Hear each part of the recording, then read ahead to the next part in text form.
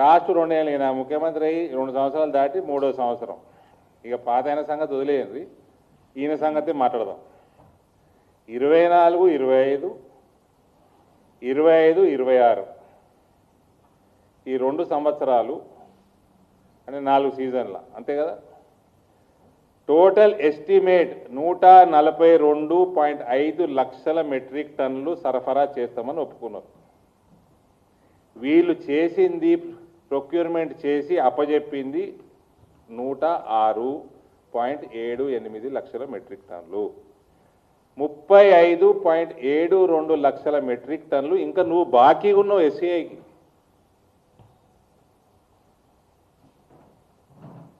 సిగ్గుండాలి. రేవంత్ భాషలో మాట్లాడాలంటే మనిషి పుట్టుక ఉడితే ఆయన భాషనే ఇది. సిగ్గుండాలి.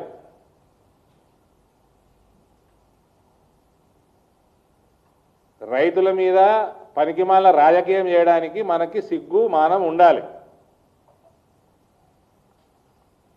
నీకు చాతగాని దద్దమ్మ నువ్వు ఊకే బురదల్లే కార్యక్రమాలు చేసుకోకు.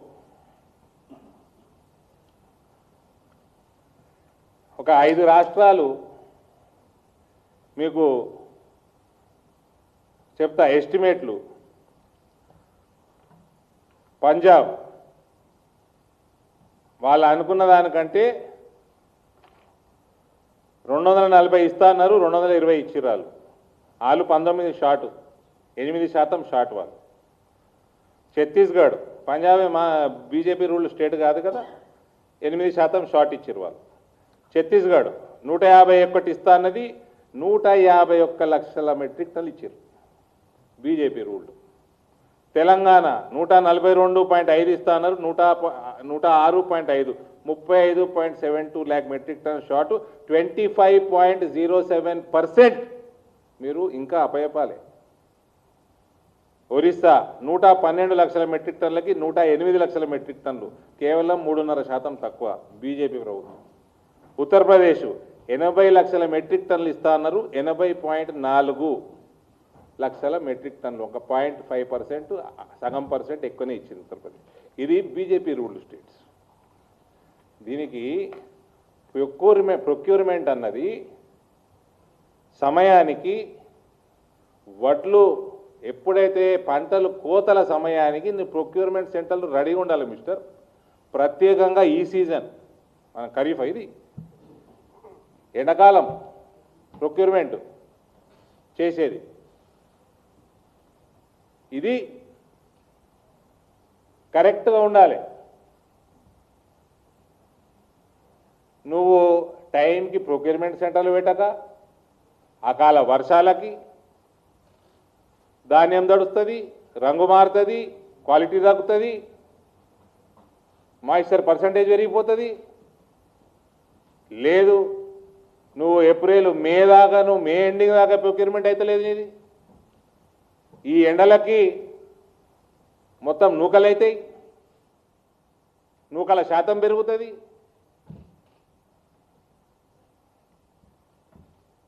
సమయానికి నీ ప్రభుత్వం పనిచేయక ఈ పనికి వాళ్ళ రాజకీయాలు చేస్తున్నాడు ఈయన.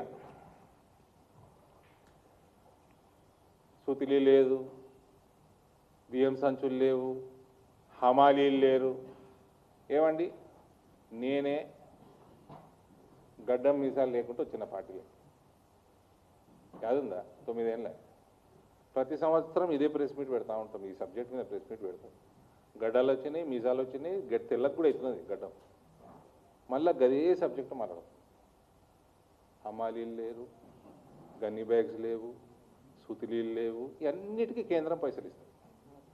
లారీలు లేవు, ఇసుక తోలనీకి లారీలు ఉన్నాయి. ఇసుక తోలనీకి లారీలు వస్తాయి. దొంగ ఇసుక రవాణా, దొంగమూరం ఎమ్మెల్యేలు సంపాదిస్తారు, కాంగ్రెస్ ఎమ్మెల్యేలు, ఎంతమంది టీఆర్ఎస్ వాళ్ళు సంపాదించారు. దానికి లారీలు కొరతనే ఉండదు. ఏమన్నా విన్నారా అండి లారీల కొరతతోటి ఇసుక సప్లై ఇసుక దందా అయిందని? చెప్పండి, ఎవరన్నిటి చెప్పండి. దీనికే వస్తుంది కొరత, వడ్లకే వస్తుంది. రైతుల మీద చిన్న చూపు.